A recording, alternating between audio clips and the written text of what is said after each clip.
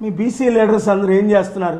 ఆ 3% ఉన్న వాళ్ళకి 5% ఉన్న వాళ్ళని ముఖ్యమంత్రులు ప్రధానమంత్రులు చేస్తారు. మీ బీసీ లీడర్స్ అందరూ, మనం బీసీలో, నేను ఒక బీసీ బిడ్డగా మాట్లాడుతూ, దళితుల అమ్మాయిని పెళ్లి చేసుకున్న కులాలకు అతీతంగా BC, SC, ST, Christian, Muslims సర్పంచ్లే కాదు, జూబిలీ హిల్స్లో కూడా ప్రతి ఒక్కరు మీరు పోరాడండి. రాజ్యాధికారమే కావాలన్నారు అంబేద్కర్ గారు. రాజ్యాధికారం లేనిదే అది. అందుకనే ఇప్పుడు బై ఎలక్షన్ వస్తుంది జూబిలీ హిల్స్. మన బీసీ సత్తా, మన బహుజనుల సత్తా, బీసీ, ఎస్సీ, ఎస్టీ, ముస్లిం, క్రిస్టియన్స్. అలాగని కమ్మాస్లో అందరూ నన్ను లవ్ చేస్తారు. రెడ్డిస్ అందరూ, బ్రాహ్మిన్స్ అందరూ. మన పార్టీలో సీనియర్ లీడర్స్ బ్రాహ్మిన్స్ ఉన్నారు, ఐఏఎస్ ఐపీఎస్లు ఉన్నారు.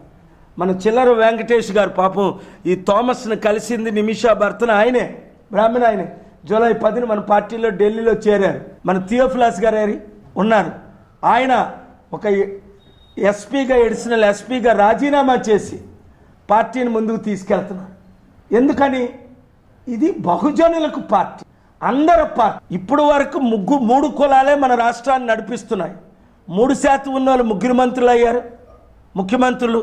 5% ఉన్న రెడ్డిలు 12 మంది అయ్యారు ముఖ్యమంత్రులు. 1% ఉన్న వెలమలు 2 ముఖ్యమంత్రులు అయ్యారు. కేసీఆర్ గారి కుటుంబంలో ఒకరు, ఇతరులు. మరి 50% ఉన్న మనం బీసీలో, 90% ఉన్న మన బీసీ, ఎస్సీ, ఎస్టీ, క్రిస్టియన్, ముస్లిం ఒక్కరైనా ముఖ్యమంత్రి అయ్యారా? 5 ఇప్పుడు వరకు. మరి నువ్వెందుకు కాకూడదు? మన బీసీ బిడ్డలు అదే అన్నాను మొన్న ఆర్ కృష్ణయ్య గారిని ఫ్రైడే. చాలా మంచి ఆయన సంతకం చేశారు.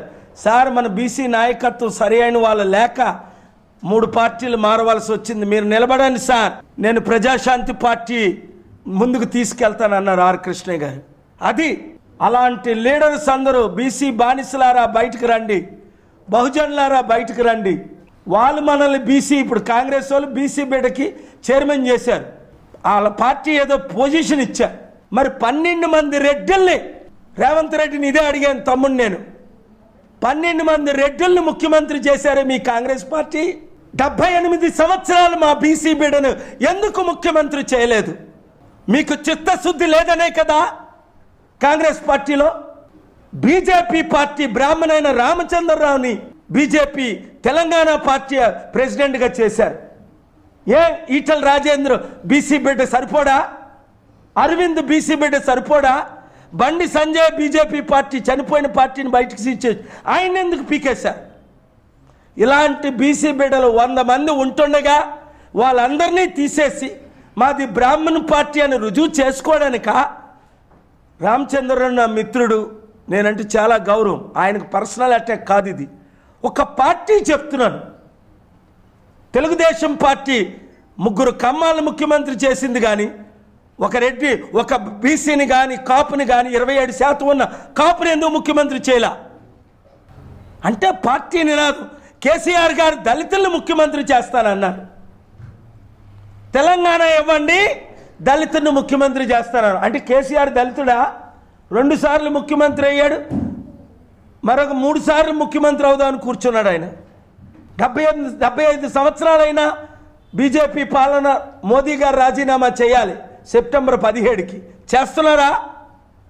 అద్వానీ గారు ఓల్డు, ఆయన ఉండకూడదు అన్న ఇదే బీజేపీ పార్టీ మోదీ గారిని రాజీనామా చేయిస్తుందా సెప్టెంబర్ 17ని? ఈ కుల పార్టీలు, ఈ కుటుంబ పార్టీలు, కేసీఆర్ది కుటుంబ పార్టీ, చంద్రబాబు నాయుడు గారిది కుటుంబ పార్టీ, ఆర్ఎస్ఎస్ బీజేపీ కుటుంబ party, RSS party, Rajasekhara Reddy, Jaganmohan Reddy, Sharmila Reddy కుటుంబ పార్టీ. మన బీసీ పార్టీలు, ప్రజాశాంతి పార్టీలోని మన బహుజనుల పార్టీ, మన BC, SC, ST, Christian, Muslim party మీరందరూ ముందుకు తీసుకెళ్ళండి.